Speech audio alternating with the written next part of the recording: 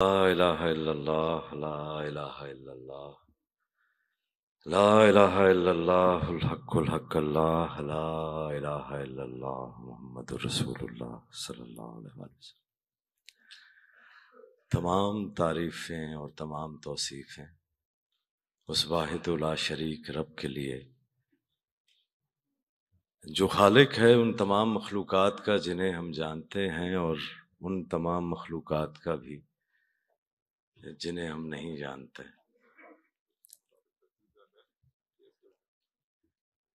اپنی سنائیے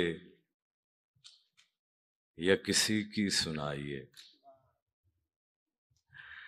اپنی سنائیے یا کسی کی سنائیے، اب وقت آ گیا ہے پردہ اٹھائیے، اور اس شہر دل سے آپ شناسا نہیں حضور، اس شہر دل سے آپ شناسا نہیں حضور، رکیے میں ساتھ چلتا ہوں تنہا نہ جائیے۔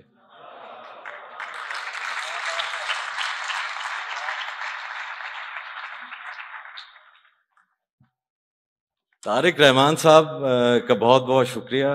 جب آپ یہاں پر تشریف لائے اور بول رہے تھے تو میں باہر کھڑا ہوا سن رہا تھا، آپ نے ایک جملہ فرمایا کہ یوں ہی وہ جملے سنتے سنتے پتہ بھی نہیں چلا کہ کیسے وہ ایک میری سیکنڈ نیچر جو ہے وہ بن گئی۔ تو یہ ٹرانسفارمیشن ہوتی ہے۔ تو آج اس میلے میں کون سی گفتگو ہوتی ہے؟ وہ امجد اسلام امجد صاحب جو ہے وہ اللہ سائیں کے پاس چلے گئے، وہ کہتے تھے کہ پیار کرنے والوں کو ایک نگاہ کافی ہے جی، اور رت جگہ کی باتوں میں گفتگو اضافی ہے۔ تو لیکن جب وہ تھوڑی سی میں نے کہا کہ یار یہ ٹرانسفارمیشن ہے اور یہ عرس ہے اور یہ میلہ ہے، میلے کا بار بار ذکر جو ہے وہ صاحب کہتے رہ گئے، تو میلہ تو ملنے کا نام ہے، یہ اکٹھ کا نام نہیں ہے، یہ گیدرنگ جو ہے وہ نہیں ہوتی، یہ ملنا ہوتا ہے۔ اور ایک ہی شخص جو ہے وہ پورا کم پورا میلہ ہو سکتا ہے، اور ایک ہی شخص جو ہے وہ پورے کا پورا میلہ لوٹ کے لے جا سکتا ہے، جیسا باسف صاحب نے کیا۔ اور میلہ لوٹا کیسے؟ میلہ لوٹا کیسے کہ انہوں نے یہ جو لنگوا کا پرابلم ہے، جہاں پر ثقیل اور مرصع اور مثنیٰ الفاظ سے کے انتخاب سے کچھ ایسی بات کی جائے کہ وہ آپ کی علمی دھاک جو ہے وہ تو ثابت کرتی ہو، علم کو ٹرانسفر نہ کرتی ہو۔ تو یوں اس مرد درویش نے اس لنگوا سے جو ہے وہ دانش کو نکال کر ایک عام فہم، ایک سلیس زبان میں نہ صرف ایک سطحی شعور رکھنے والے کو اور ایک بہت اعلیٰ شعور رکھنے والے کو، دونوں کو برابر دے دی۔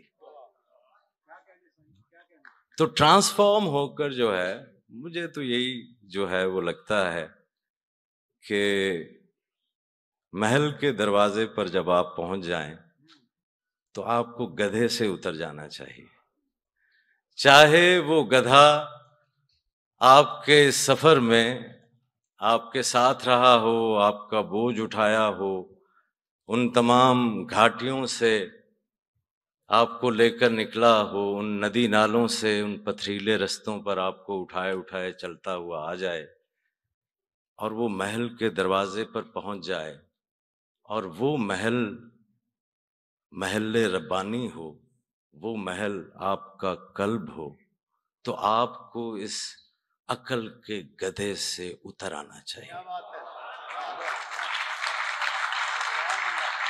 کیونکہ کوئی بھی دربان آپ کو گدھے سمیت اندر جانے نہیں دے گا حضور۔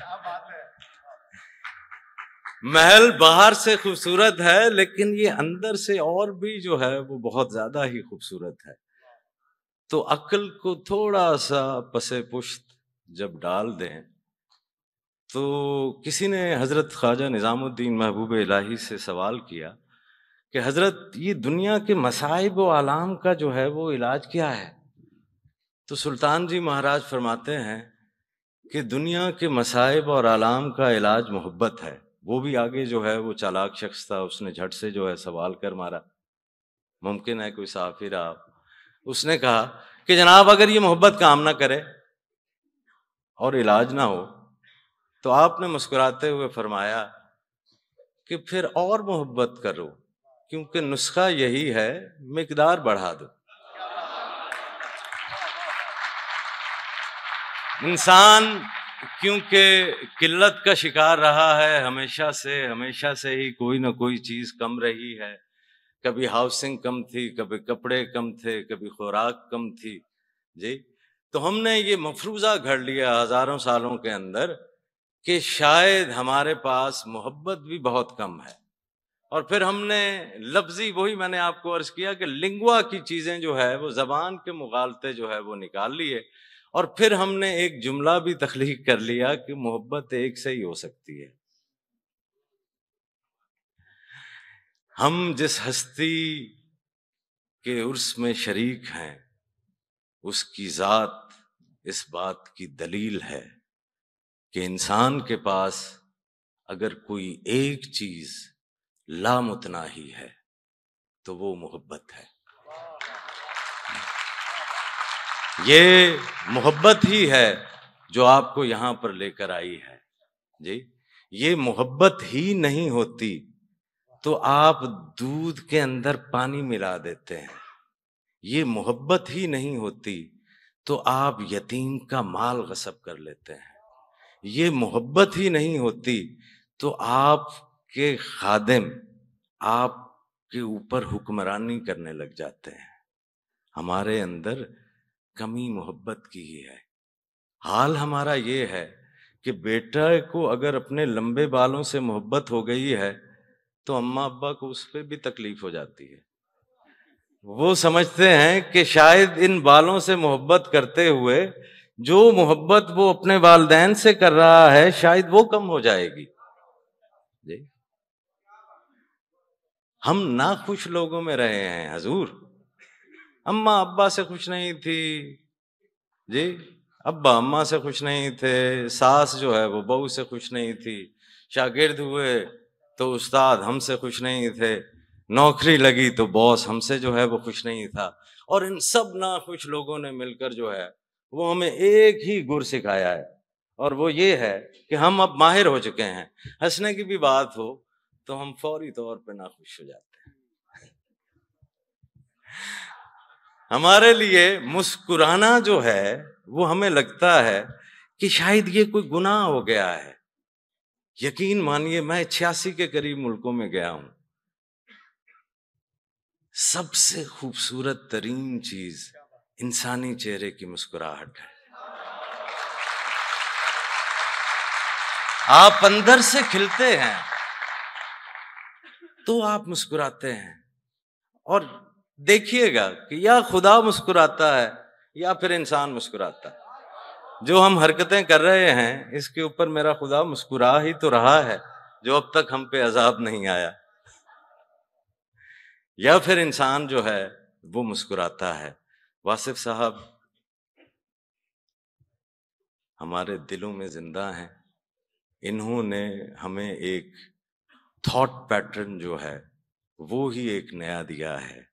انہوں نے ہمیں سوچ کی ایک کال کوٹھڑی سے نکال کر سوچ کی دوسری کال کوٹھڑی میں قید نہیں کیا جیسے دانشور کرتے ہیں، انہوں نے ہمیں اس کال کوٹھڑی سے نکالا ہے تو آکاش کی طرف جو ہے وہ اڑا دیا ہے۔ اللہ کریم آپ کو خیر سے نوازے اور خیر بانٹنے کی توفیق سے نوازے۔ السلام علیکم ورحمۃ اللہ۔